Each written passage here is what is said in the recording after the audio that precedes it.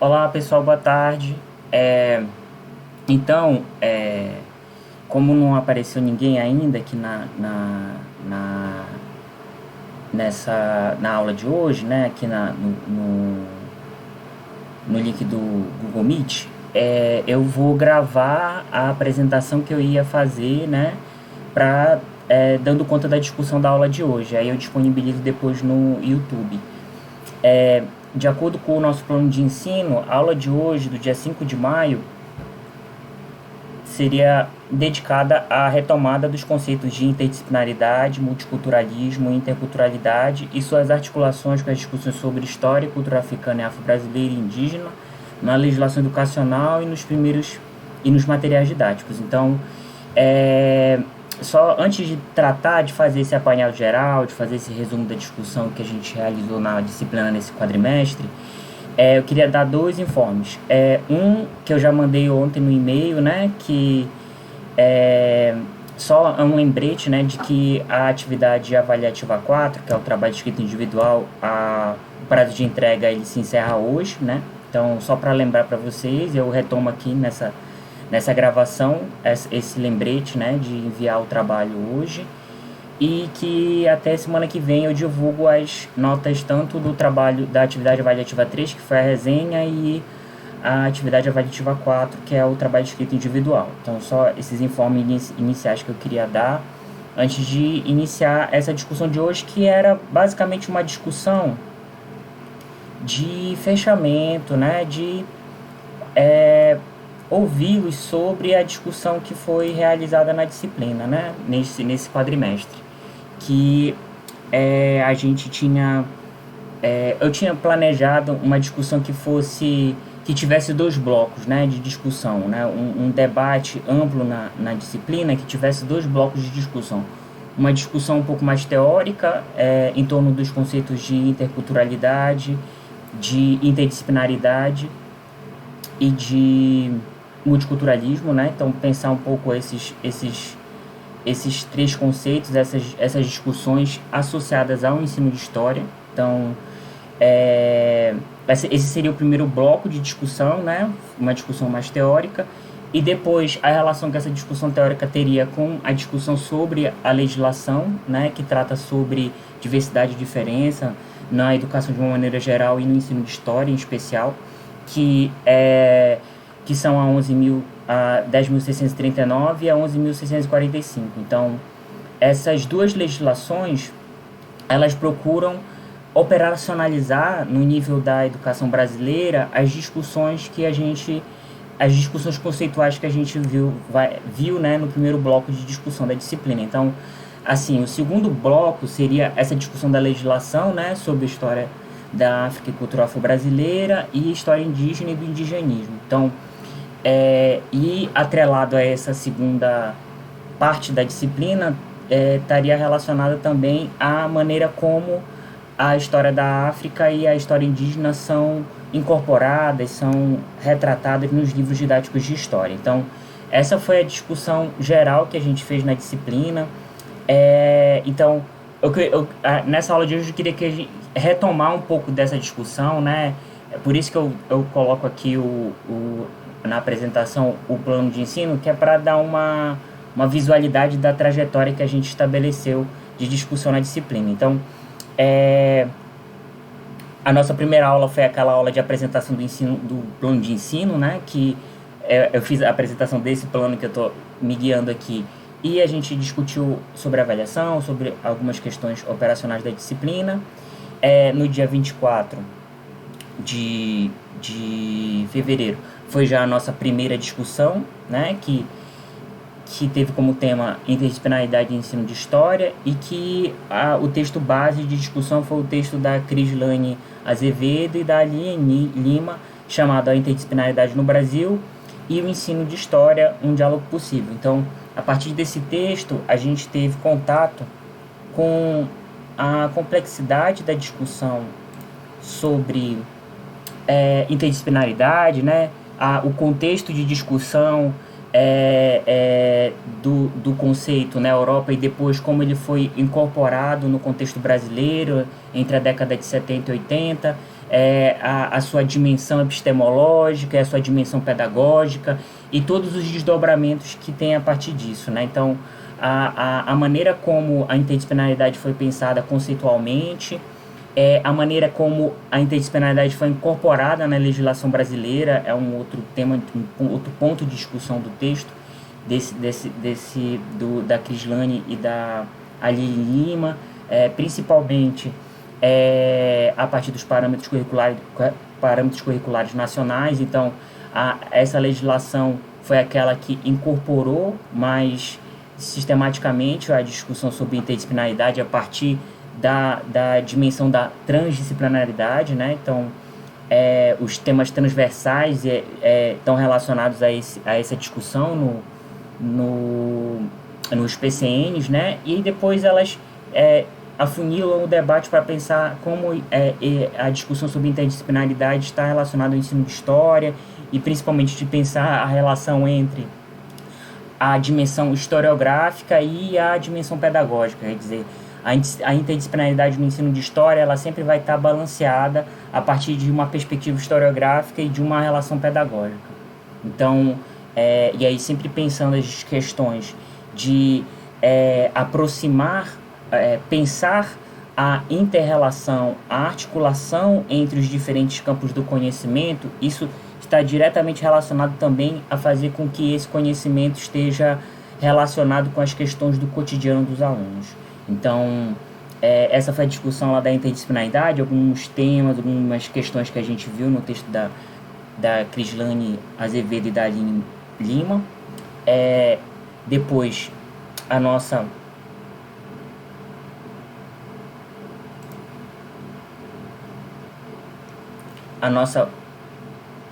outra aula já foi tratando sobre o tema multiculturalismo e o ensino de história, que teve como texto base o capítulo da Vera Candô, Multiculturalismo e Educação, Desafios para a Prática Pedagógica, que faz parte do livro Multiculturalismo, Diferenças Culturais e Práticas Pedagógicas. Então, nesse capítulo, a gente já teve contato com a discussão sobre o multiculturalismo e suas diferentes vertentes, e, sobretudo, a maneira como a discussão do multiculturalismo emerge de uma problemática de pensar a educação, principalmente como a educação, infelizmente ainda hoje, embora isso esteja sendo objeto de debate e de discussão, e obviamente essa disciplina também busca contribuir para se modificar esse cenário na escola, mas a escola ainda se apresenta muito como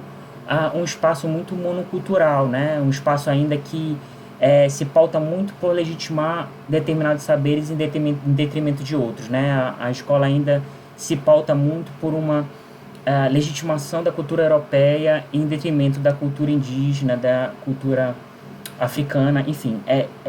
Elas partem, a autora, né, a Vera Candô, parte dessa problematização, sobretudo pensando porque a escola, ela é esse espaço que abarca a diferença e diversidade dos alunos, que é a própria diferença e diversidade da sociedade, e ele é esse espaço que contribui para que, de socialização, que contribui para que os alunos possam ter uma mediação refletida, crítica sobre os processos que eles vivenciam. Então, a escola é esse espaço de apresentar uma perspectiva crítica. Então, e esse espaço tem que também se pautar por uma concepção pedagógica que valoriza a diversidade e a diferença. Então, a partir dessa constatação, desse diagnóstico, ela vai, né, a Vera Candô, apresentar a discussão do multiculturalismo, as suas diferentes vertentes e a vertente que ela defende, que é a interculturalidade, né, ou o multiculturalismo aberto e interativo. E aí aqui esse texto já se comunica com o texto que vai vir mais à frente, que é o texto da Catherine Walsh. Ela, inclusive, cita a própria Catherine Walsh quando ela vai discutir a vertente do multiculturalismo que ela defende, né? Que é o multiculturalismo aberto interativo, que também quer dizer a interculturalidade crítica. que vai ser a discussão mais à frente do texto da Catherine Walsh. Então, a partir da distinção entre as concepções de multiculturalismo que a Vera Kandor faz, ela advoga o multiculturalismo aberto interativo, que também é conhecido como interculturalidade crítica. A partir desse debate, que é, sobretudo, né, de maneira sintética, sobretudo, defender que o espaço da escola seja um espaço de comunicação, de interação entre culturas diferentes, né? A escola deve ser esse espaço de acolhimento das culturas diferentes e que essas culturas elas sejam encaradas, concebidas e tratadas na sua diferença. Então, a partir dessa concepção, né, da interculturalidade crítica, é que ela vai, no final do texto, apresentar algumas proposições pedagógicas de como trabalhar, de apresentar uma proposta multicultural para a escola, né? Então aí são as propostas que ela vai apresentar lá e que, dentre as diversas, né, propostas, eu acho interessante ressaltar principalmente duas, que é a de fazer com que os próprios educadores e educadoras pensem os seus processos de identificação, né? Quer dizer, se a gente quer contribuir para que os alunos consigam pensar a sua identidade, pensar questões de pertencimento, é necessário que também a gente tenha clareza em relação a isso, né? Então, eu acho que esse é um ponto muito interessante, porque às vezes isso a gente não pensa sobre isso, e eu acho que esse é um aspecto muito importante nesse processo de troca, né, com os alunos. E um outro aspecto, um outro elemento que ela apresenta de proposta é de fazer com que a escola seja pensado como um espaço de produção cultural. Então, a escola, ela não só reproduz conhecimentos, né? Quer dizer, a escola, obviamente, ela procura socializar o conhecimento historicamente construído, né, a partir do que ela organiza no currículo e que é apresentado nas disciplinas que fazem parte de cada série, das modalidades de ensino que estão presentes na escola. Esses conteúdos, né, é importante pensar sobre eles, a maneira como eles foram se construindo historicamente, né, e, fundamentalmente, discutir e comunicar esses conhecimentos, esses conteúdos com a experiência dos alunos é uma forma de produção cultural. Então, essa dimensão é muito importante de não pensar o espaço da escola apenas como um espaço de reprodução cultural. Ele é também, né, por conta dessa socialização dos conhecimentos historicamente construídos, né, e que vão ser apresentados aos alunos a partir dos conteúdos das disciplinas, mas a comunicação e a discussão com os alunos e o processo de significação desses conteúdos na vida dos alunos é um processo de produção cultural, porque está se estabelecendo a partir da interação do professor com os alunos e as experiências que eles têm na comunidade extraescolar, na própria comunidade escolar também. Então, esses são aspectos que eu acho que são extremamente interessantes na discussão que a Vera Kandor traz sobre o multiculturalismo.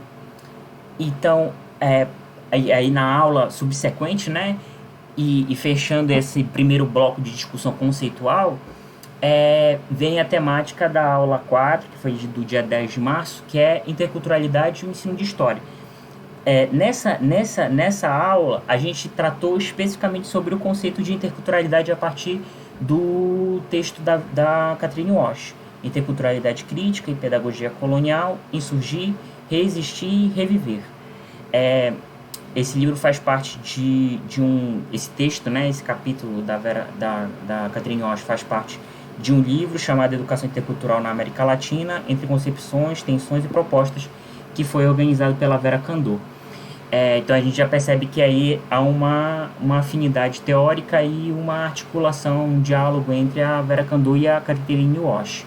Neste texto da Catherine Walsh, eu acho que ele é muito interessante porque ele aprofunda o debate sobre interculturalidade crítica. Na verdade, ela vai apresentar qual foi o contexto político em que esse debate emergiu, sobretudo na América Latina, que foi o contexto de reformas neoliberais, e como, a partir desse contexto de reformas neoliberais que procuraram supostamente incluir a discussão sobre a diversidade e a diferença, mas essa inclusão e essa suposta inclusão, na verdade, procurou neutralizar toda a energia e a dimensão contestatória que esse debate tem, procurando integrar os grupos que são marginalizados, que são historicamente excluídos, de uma forma a fazer com que as suas reivindicações e o seu potencial crítico e transformador fosse, de alguma forma,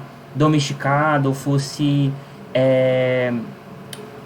neutralizado. Então, ela faz esse debate principalmente pensando dois conceitos, que é a interculturalidade funcional e a interculturalidade crítica. Então, a partir desses conceitos, ela vai mostrar que essas reformas elas estavam amplamente pautadas numa perspectiva de legitimar a interculturalidade funcional, que era basicamente fazer com que a diversidade e a diferença dos grupos indígenas, dos grupos afrodescendentes, de uma maneira geral, daqueles grupos que sempre foram excluídos pela colonialidade do poder, que também é um outro debate que ela faz, fossem supostamente incluídos, mas que essa inclusão fosse, na verdade, uma forma de neutralizar o seu potencial crítico.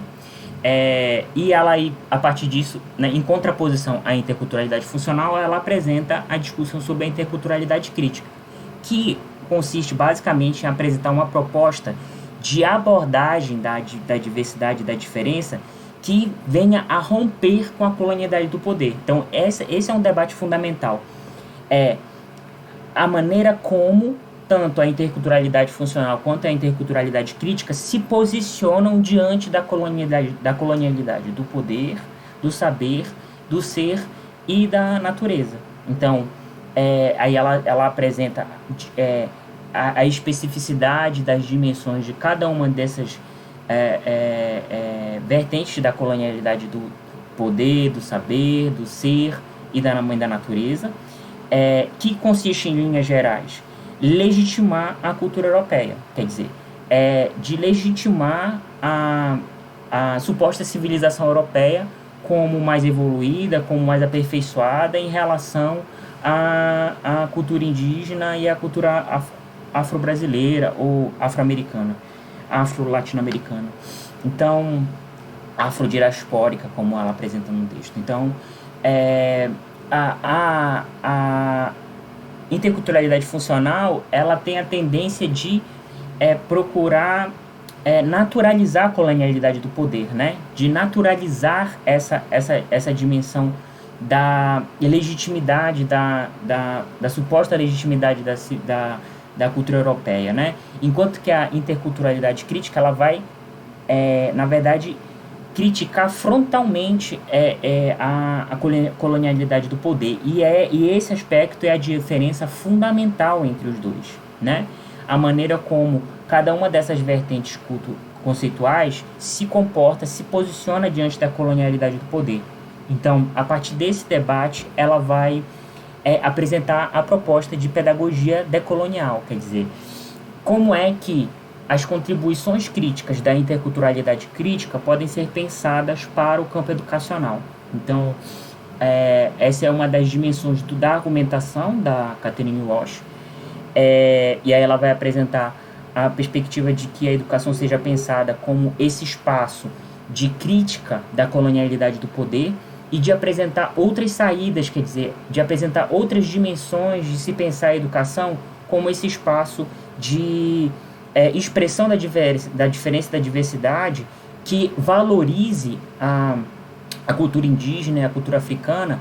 Obviamente que aqui, e aí é essa questão da relação e da convivência entre a diversidade e a diferença cultural, obviamente não se vai excluir a cultura europeia, mas aqui a gente vai estabelecer o justo protagonismo da cultura africana e da cultura indígena. E essa é uma diferença fundamental na proposta da pedagogia decolonial, né? E aí ela finaliza o debate dela pensando as contribuições do Paulo Freire e do Frantz Fanon para pensar a pedagogia decolonial.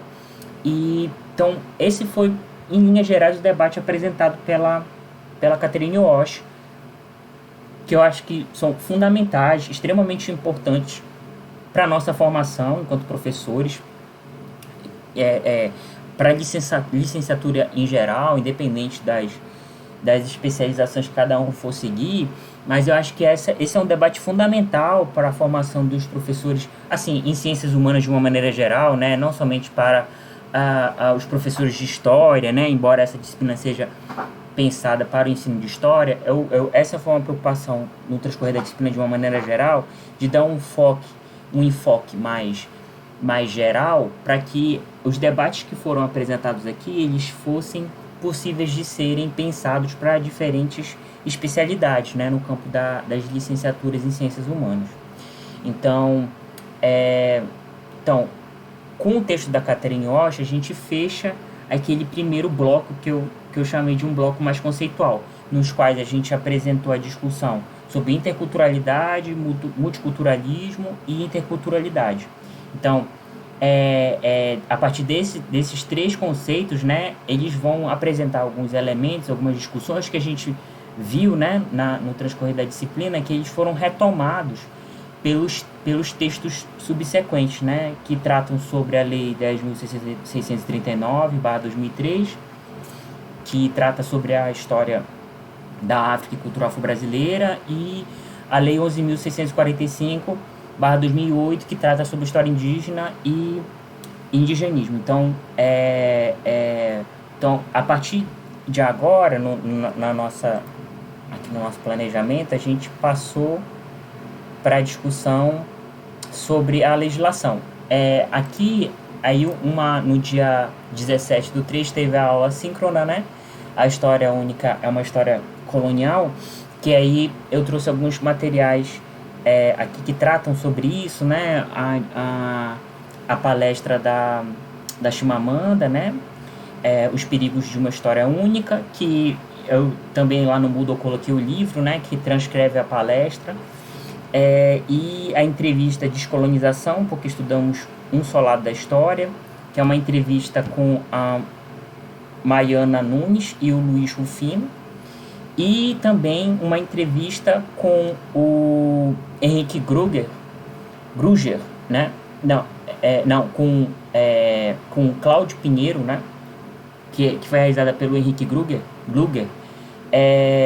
Descolonização do Pensamento, que aqui faz uma entrevista bem interessante discutindo sobretudo a maneira como tem sido debatido a descolonização no pensamento científico, na produção científica. Essa entrevista é bem interessante. Então agora, depois da aula síncrona, foi que a gente teve no dia 24/3, aula 6, foi a aula sobre a 10.639 e o ensino de história, a descolonização da história e cultura africana e afro-brasileira. Então, nessa aula, a gente tratou sobre essa discussão, e é baseada no texto de Ana Lúcia da Silva e Teresa Kazuko Teruya, Descolonizando o Currículo Escolar e o Ensino de História, Agudais, os Retornados à África.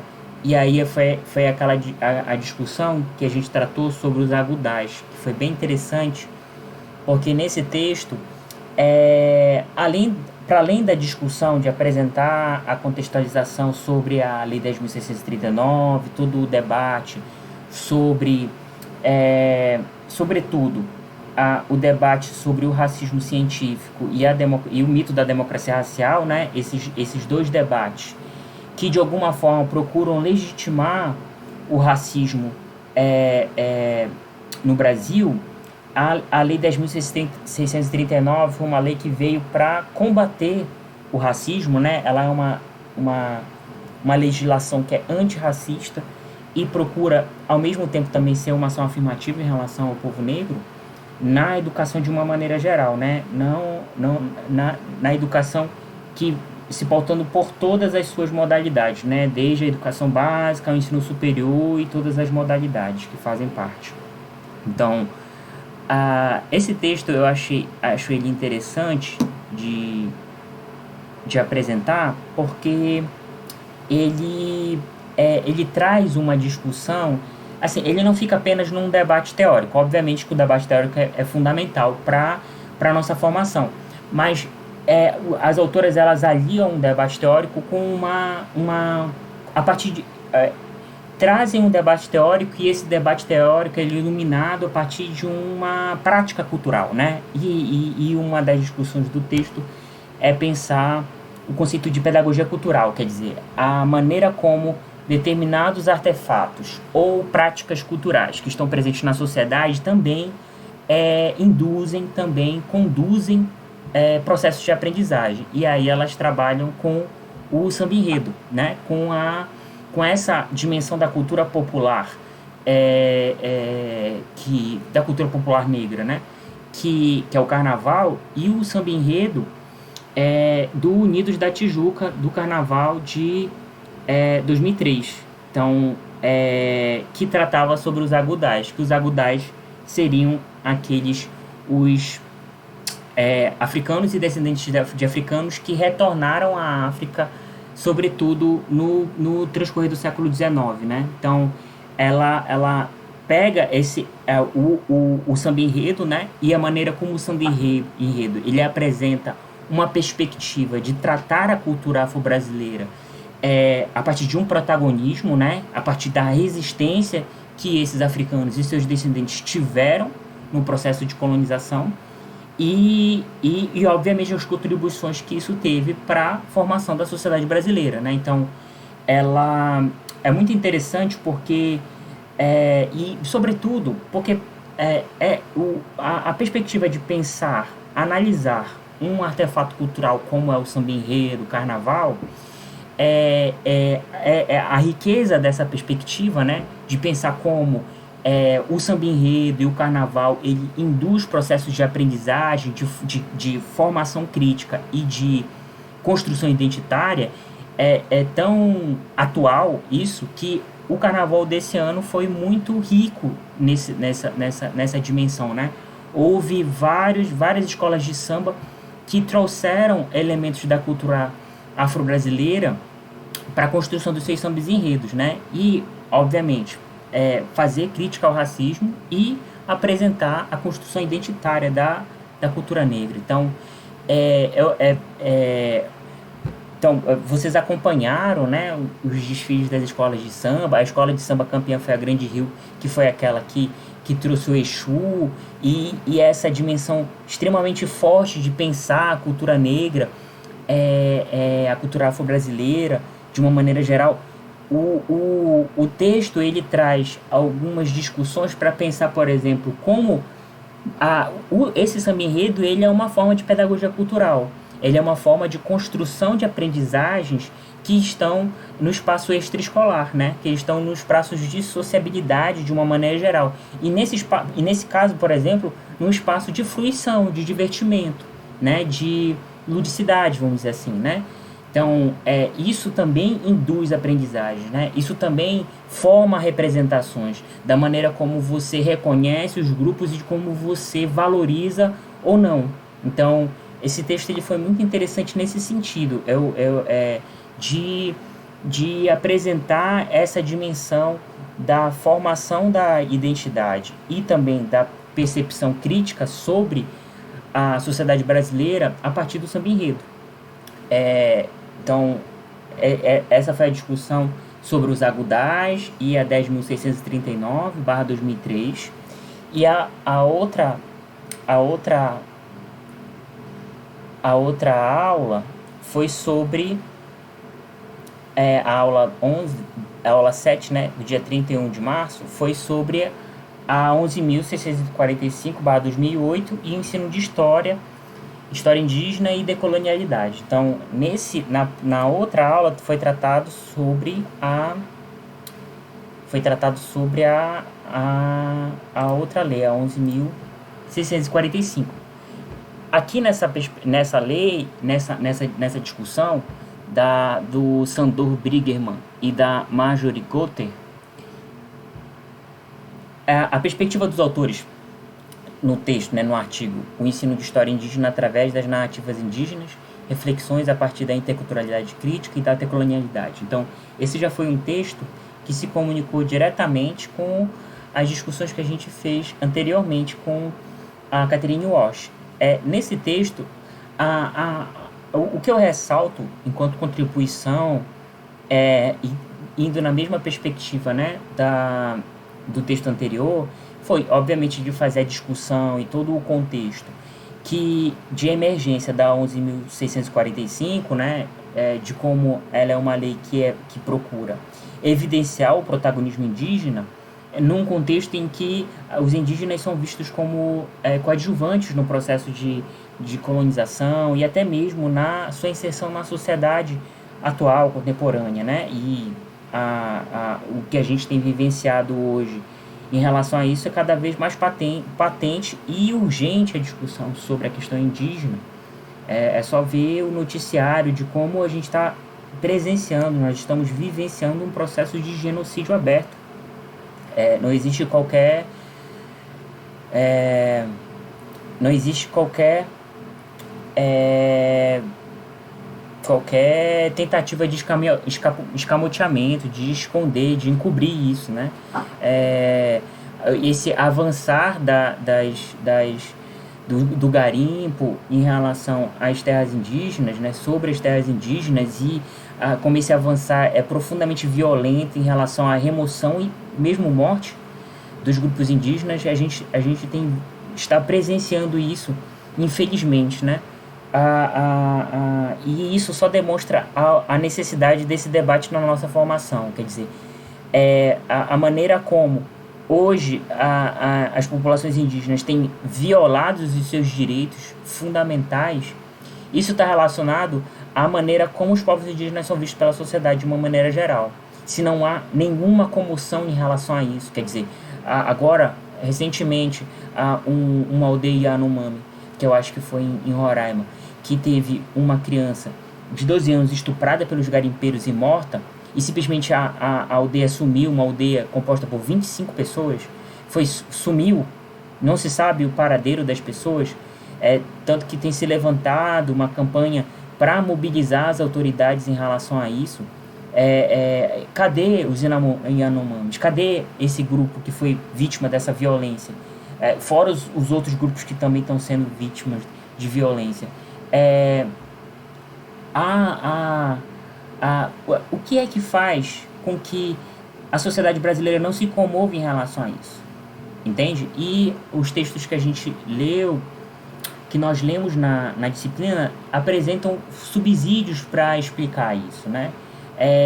Nós fomos ensinados a considerar que as populações indígenas, elas são secundárias, elas sempre são consideradas num segundo plano, elas são coadjuvantes. Então, a maneira como foi construída as representações da população de uma maneira geral, para encarar as populações indígenas como populações de segunda categoria, explica as violências, as violações que elas sofrem sistematicamente e que não há comoção nenhuma.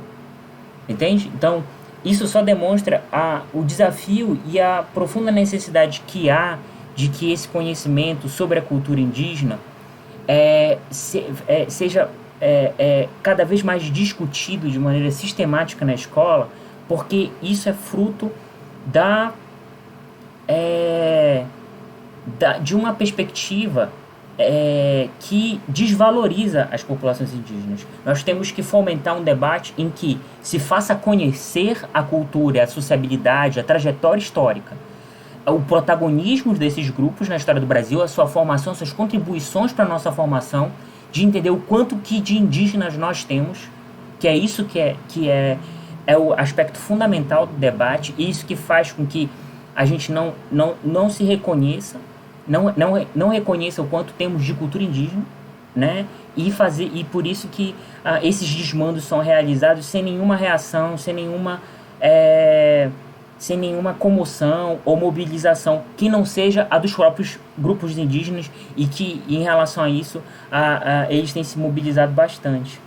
Então, nesse texto, o que eu acho que é interessante ressaltar na discussão dos autores é de pensar que é extremamente interessante trabalhar a história indígena a partir das próprias perspectivas dos indígenas. Então, a partir das narrativas indígenas, das cosmologias, né?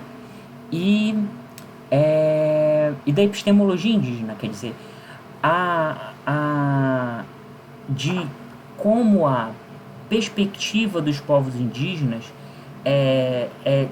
procura unir a relação, na verdade, perceber e identificar a relação de interdependência entre homem e natureza, diferente do que a cultura europeia, de uma maneira geral, estabelece, que é da diferença entre o homem e a natureza, do homem não se ver enquanto parte da natureza, e estabelecer processos de dominação da natureza. Então, que é o que a gente basicamente tem presenciado hoje, né, com a emergência da crise climática, está totalmente relacionado a isso.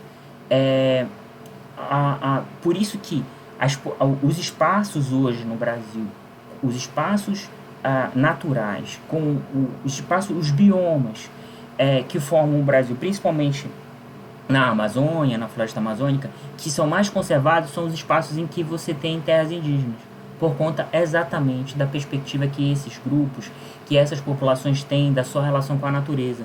Porque não é possível você pensar a cultura indígena que não seja pautada nessa relação de preservação da natureza. Então, por isso que é uma violência gigantesca esses processos de remoção dessas populações, dos povos indígenas, dos povos originários das suas terras, porque a sua própria existência cultural está atrelada à sua relação com a terra, com a natureza. Então, esse texto, eu ressalto a discussão que ele faz de pensar o ensino de história a partir dessas narrativas, a partir da perspectiva indígena, e que isso é fundamental. Nada melhor do que entender a cultura indígena a partir dos seus próprios relatos, do seu próprio ponto de vista, né? Então, continuando, aqui, aí, lembrem que a gente teve uma reorganização no calendário, que a aula do dia 7 de abril, que seria uma aula síncrona, né? Que seria a Vozes da Floresta, diálogos com Ailton Krenak, foi substituída, né? Houve uma substituição da aula do dia 7, aí essa aula síncrona foi para o dia 28, e a aula do dia 28, que seria um seminário, foi para a aula do dia 7, que é a aula que trata sobre... tá aqui, ó. A aula do dia 28 o ensino de história, livro didático e história indígena. Então, no dia 28 ficou aquela aula síncrona e essa aula do dia 28 foi para o dia 7, que foi discutida o texto sobre... Aí que a gente já passa para a relação que há entre a história indígena e o livro didático, né? Quer dizer, como é que a história indígena é tratada pelo livro didático. Esses debates aqui, eles são os debates de pensar a maneira como os livros didáticos abordaram a história da África e a história indígena. Nesse texto especificamente, ele vai tratar sobre a história indígena, que foi o texto apresentado por mim na aula do dia 7 de abril e que foi o objeto de resenha da atividade avaliativa 3, né? A atividade que foi entregue dia 22 de abril. Então, que é o texto do Mauro César Coelho e Helenice Rocha, Paradoxos do Protagonismo Indígena na Escrita Escolar da História do Brasil.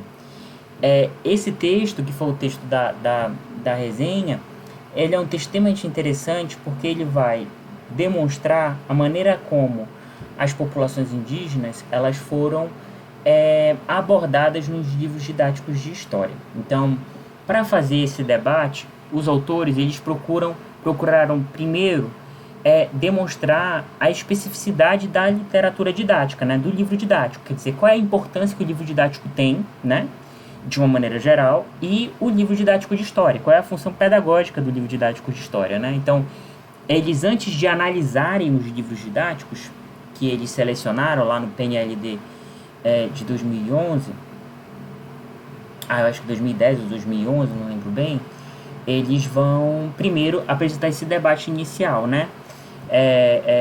De pensar como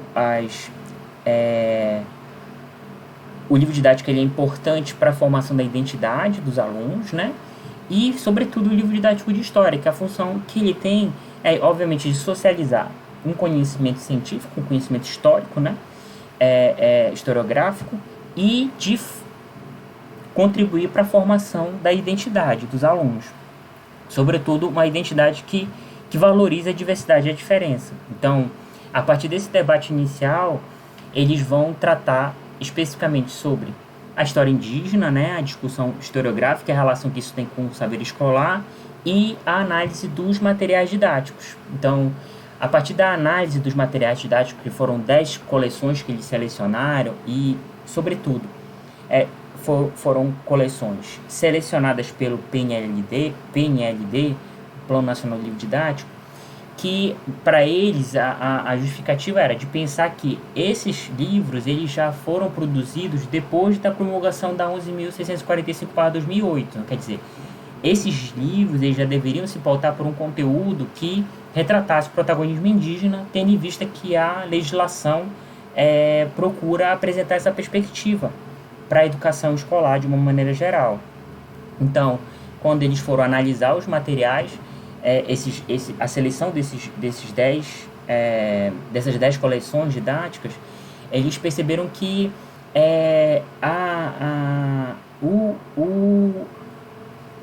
a maneira como, sobretudo o processo de colonização, as populações indígenas eram apresentadas de maneira secundarizada, quer dizer, sempre quem protagoniza os processos eram os europeus, né? E enquanto que os indígenas ficavam enquanto coadjuvantes. As populações indígenas não foram concebidas enquanto protagonistas. Na verdade, elas não são agentes, né? Sujeitos históricos que agem, que modificam ou conduzem os eventos, né?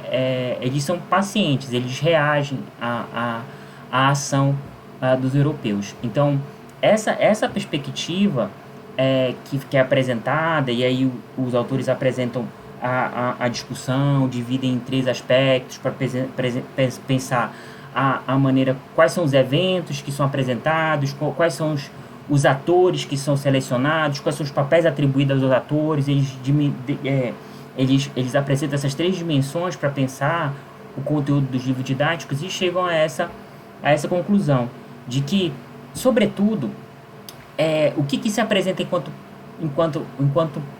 paradoxo, né, em relação ao protagonismo indígena, de que fica inviabilizado você pensar um protagonismo indígena a partir de uma concepção de história que pensa a história do Brasil, vamos dizer, da colonização, como necessariamente a expansão da cultura europeia. Então, nesse contexto, obviamente, né, com essa diretriz na narrativa, quer dizer, uma história do Brasil que seja pautada a partir dos eventos vindos da Europa, obviamente que os europeus vão ser os protagonistas. Então, nisso que se apresenta o paradoxo, de que é necessário modificar a maneira como é narrada a história do Brasil para que ela não parta necessariamente do processo de colonização. Quer dizer, a história do Brasil não começa com a vinda dos portugueses ou com a invasão dos portugueses no que aqui ficou conhecido como América ou América Portuguesa, mas aqui já existiam sociedades, grupos, culturas que já se constituíam, que vivenciavam as suas experiências aqui, independente da influência europeia, do contato com os europeus.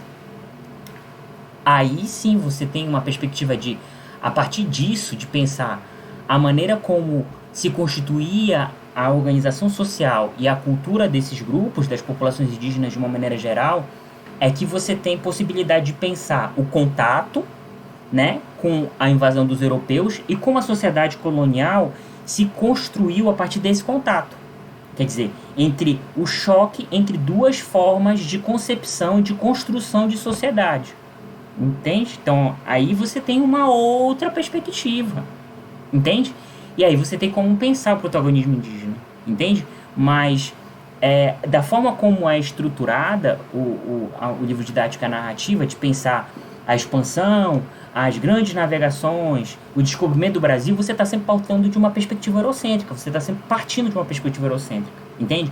Por isso que eles na parte final do texto, eles dizem, aqui os povos indígenas viviam nas florestas e no litoral, no momento em que chegaram os europeus. Então você tem uma perspectiva totalmente diferente. Aqui já existiam grupos, populações, sociedades, culturas que se estabeleciam, tinham suas relações, e depois chegaram os europeus, e foi a partir desse contato e desse choque que se construiu a sociedade colonial.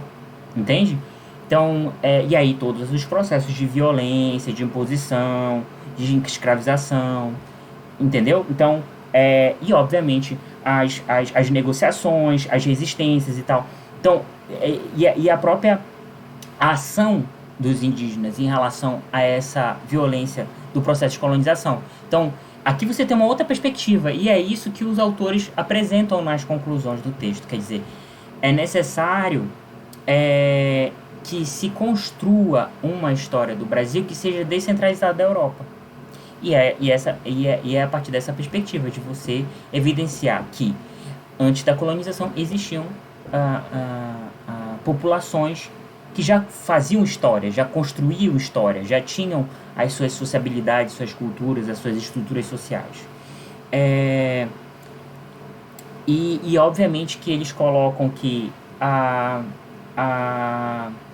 necessidade, o desafio que essa modificação de se apresentar outras narrativas que corroborem para os protagonismos possíveis, né, dos grupos que formam a sociedade brasileira, isso é um desafio que está colocado tanto para os historiadores e historiadoras, para os professores e professoras, e para os também autores e autoras dos livros didáticos também, que obviamente há essa dimensão do conteúdo e da produção do livro didático.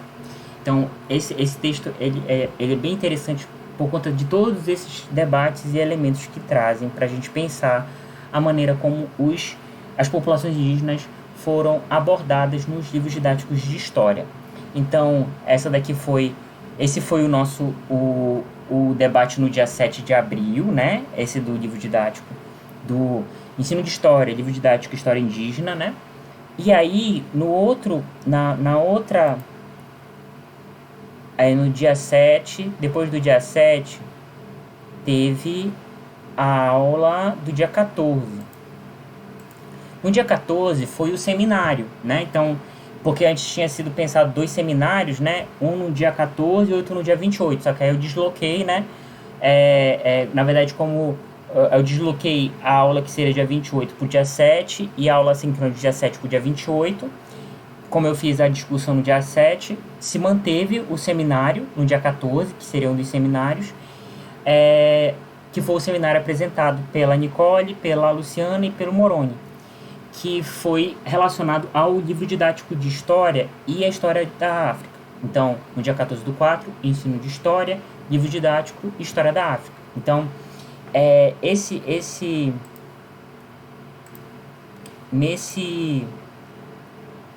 dia, o seminário foi a exposição do texto do Anderson Oliva, História da África nos bancos escolares, representações e imprecisões na literatura didática. No seminário, o grupo se organizou e fez uma apresentação do texto muito boa, apresentou todos os elementos que compõem a discussão do autor, os objetivos, os argumentos, as conclusões. Fizeram uma discussão bem rica, muito interessante sobre o texto, apresentando todas as suas discussões. O que eu ressalto nesse texto, que eu acho que é muito interessante, para além da dimensão dele apresentar como os africanos são abordados nos livros didáticos de história, principalmente da maneira como ele levanta dois debates que eu acho que são muito legais, muito interessantes. Primeiro, ele já inicia de uma... Ele inicia a partir de uma indagação, né? O que nós sabemos sobre a história da África, né? Então, ele já parte de uma indagação aberta, de pensar o quanto que esse é um debate fundamental e que a nossa formação ainda é muito deficitária em relação à necessidade e urgência desse debate. Sobretudo para professores de história, que é o que ele está focando, mas para professores de humanidades de uma maneira geral. Então, ele partindo dessa problemática, ele apresenta dois debates fundamentais para fomentar essa formação e uma perspectiva crítica sobre a história da África, que é, por um lado, a trajetória histórica das visões europeias sobre os africanos, né? Quer dizer, os estereótipos que os europeus criaram sobre os africanos desde a antiguidade até a contemporaneidade. Esse é um debate extremamente interessante do texto, esse é um deles. E o outro, as vertentes historiográficas que ele apresenta, né? Sobre a história da África, né? Então, esses dois debates são muito interessantes no texto para pensar, sobretudo, como é que eles estão presentes no livro didático. Então, esses dois debates, eles subsidiam a análise que ele vai fazer do livro didático, que é o Nova História Crítica, do Mário Schmidt. Então, na análise do livro, ele já começa falando que dos livros que ele analisou, que ele selecionou, esse era o único livro que dedicava um capítulo específico para a história da África. Então, que isso, naquele momento em que ele analisou, o texto é de 2003, então eu acredito que hoje já tenha uma oferta maior de livros didáticos, de história que abordem a história da África, né? Porque esse texto ele foi publicado bem no contexto mesmo de promulgação da Lei 10.639, que foi 2003, se eu não me engano, foi dia 9 de janeiro de 2003 que essa lei foi publicada. Então, ele, ao analisar esse livro, ele obviamente reconhece, né, o esforço do autor de ter elogia, né, o esforço do autor de ter apresentado uma discussão mais desenvolvida sobre a história da África, né, e dedicando um capítulo específico para a temática, mas a partir disso ele vai apresentando todos os problemas, as imprecisões que são apresentadas pelo autor. Então, a partir da análise que ele faz e da apresentação dos problemas, ele conclui que ainda é necessário, obviamente, se modificar a maneira como os conteúdos dos livros didáticos sobre a história da África são tratados, são apresentados, né? É necessário que se apresente uma outra perspectiva em relação à história da África, sobretudo de apresentar os africanos enquanto sujeitos históricos. Então, isso é um aspecto fundamental do debate e que dialoga diretamente com o texto do Mauro Coelho e da Eliane Rocha. E, obviamente, também o desafio que isso está colocado para a nossa formação, para a formação de professores, quer dizer, claro que hoje a gente ano que vem vai fazer 20 anos de promulgação da Lei 10.639. Então, quer dizer, a gente já tem aí uma trajetória de modificação dos cursos de formação de professores, das licenciaturas, né? De se dedicar a disciplinas para discutir sobre a história da África e cultura afro-brasileira. Isso já vem se modificando de alguma maneira, né? Novas gerações de professores já estão sendo preparados para tratar sobre essa temática na escola. Claro que isso ainda se apresenta como um desafio, mas o que eu quero dizer é que há uma modificação que está em curso, entende? Há uma formação e uma modificação em relação à abordagem da história da África e cultura afro-brasileira, a partir da 10.639, que cada vez mais tem se pautado a modificação da formação dos professores e que isso atinja a sala de aula, né? E a formação dos alunos. Então, essa foi a discussão sobre a história da África, né? O livro didático e a história da África, que foi objeto de apresentação do seminário. E aí, então, a partir do seminário, então, que foi dia 14, aí a gente teve o feriado, né? E aí no dia 28 foi a aula síncrona, que seria a aula síncrona do dia 7, né? Vozes da Floresta e Diálogos com Ayrton Krenak, que aí eu postei essas duas entrevistas do Ailton e os livros dele. No dia 28 eu fiz a requisição da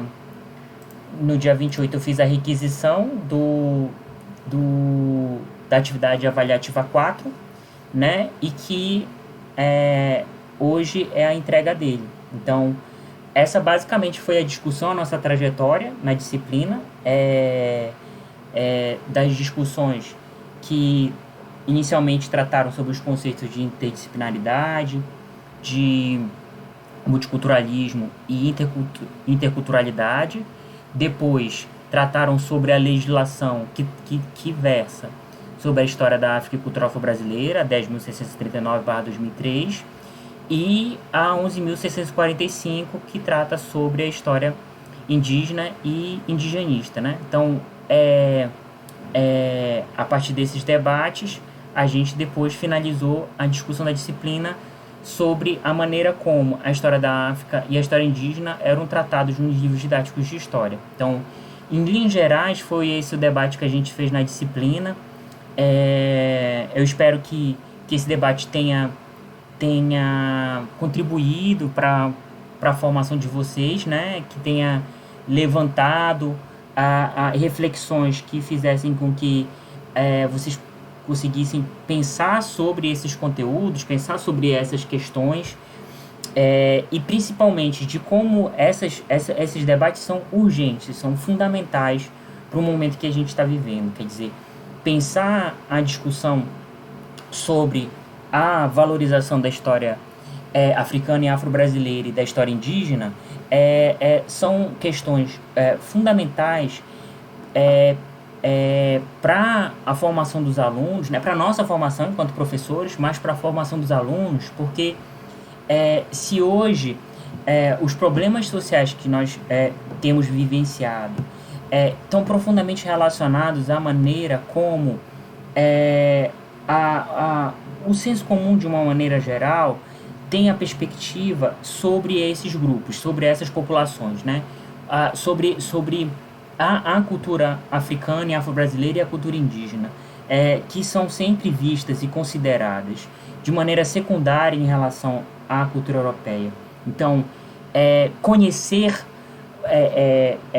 apresentar discussões na formação, na escolarização dos alunos que contribua para que se tenha uma visão mais complexa e mais positiva em relação à cultura africana e à cultura indígena é fundamental para a maneira como esses grupos vão ser vistos socialmente, porque nessa formação identitária que a escola contribui, e o ensino de história em específico também,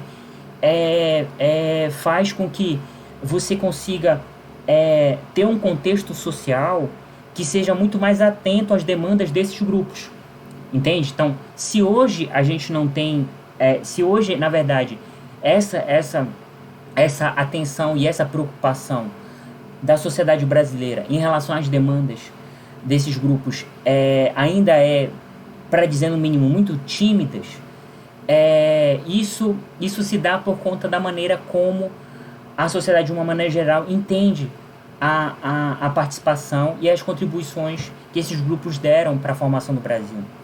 E é fundamental isso, obviamente. Esse problema, ele é um desafio que está colocado para que nós consigamos pensar as nossas aulas como espaços em que a gente possa apresentar outras perspectivas, né? Conseguir tornar o olhar mais complexo dos nossos alunos. Então, eu espero que a disciplina tenha contribuído para isso, né, de fazer com que a gente consiga ter um olhar mais complexo sobre as questões do ensino, da nossa prática pedagógica, o quanto que é necessário que a nossa formação ela tenha uma sólida formação teórica, né, a partir dessa discussão sobre interdisciplinaridade, multiculturalismo, interculturalidade, de entender quais são as contribuições que a legislação educacional tem, e aí vai desde os PCNs, a LDB. Conhecer essa legislação é fundamental, porque elas também legitimam o nosso trabalho, né? Então, conhecer a legislação é fundamental. A própria 10.639 e a 11.645, conhecer essas legislações e a maneira como elas repercutem no nosso trabalho, e, na verdade, como o nosso trabalho tem que conhecê-las para poder cumpri-las, né? Então, esse é um aspecto fundamental também. E a própria dimensão do livro didático, né? O livro didático, ele é um material de suporte pedagógico, né, do trabalho do professor, que ele é extremamente importante, porque ao mesmo tempo em que ele é um objeto, um artefato cultural que, embora tenha problemas, ele é um dos elementos fundamentais para a sistematização de conteúdos para os alunos, sobretudo se a gente for pensar os problemas que a escola pública brasileira tem, né? Então, de você pensar no sentido da realidade dos alunos da escola pública, que boa parte deles não tem acesso à internet regular ou outras fontes de leitura, o livro didático acaba se tornando uma fonte importante de sistematização de conteúdos e de conhecimentos. Então, reconhecer os problemas, identificar os problemas que o livro didático tem e conseguir trabalhar na crítica desses problemas, né? De fazer um uso crítico dos materiais didáticos. Esse é um aspecto fundamental da nossa formação. E isso foi um aspecto que a disciplina procurou trazer, né? De pensar a importância que os materiais didáticos têm no trabalho pedagógico do professor e a necessidade de se estabelecer uma relação crítica com eles. Então, em linhas gerais, era esse debate que eu queria fazer na disciplina. Eu considero que a gente conseguiu fazer.